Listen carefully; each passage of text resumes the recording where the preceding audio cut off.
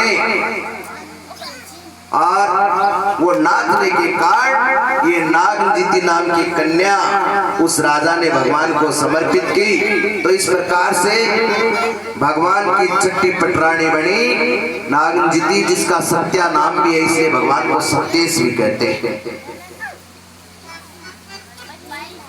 केकई देश में एक भद्रा नाम की कन्या थी। सुखदेव जी कहते हैं उनके साथ भगवान का 7वां विवाह संपन्न हुआ और मध्य देश के राजा की बेटी थी जिसका नाम था लक्ष्मणा। उसके साथ भगवान का 8वां विवाह संपन्न हुआ। सुखदेव जी कहते हैं ये 8 भगवान की पटरानी है। ये पटरानी कोई और नहीं, 8 प्रकार की प्रकृति ही भगवान की 8 पटरानी बनकर आई। और सुखदेव जी कहते हैं राजा, एक भौमासुर नाम का असुर था।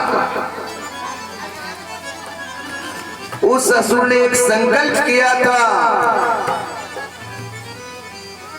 कि 21,000 कन्याओं के साथ विवाह करूंगा,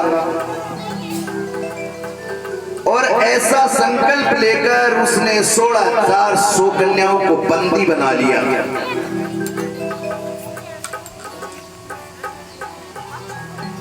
और इसका नाम था भौमासुर, दूसरा नाम इसका नरकासुर भी है।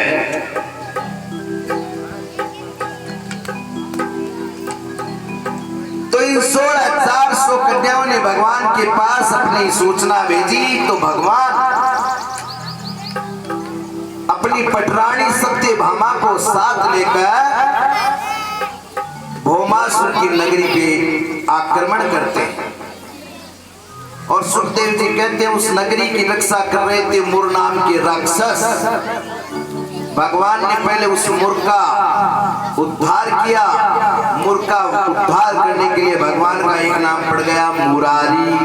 बोली मुरारी भगवान की जय। और उस मुर नाम के दैत्य के 7 पुत्र थे, तामर, अंतरिक्ष, श्रवण, वासु, वसु, नभस्वान और अरुण। वो अपने पिता की हत्या का बदला लेने के लिए भगवान से लड़ने लगे। तो भगवान ने उन 7 का भी गोविंदाय नमो नमः।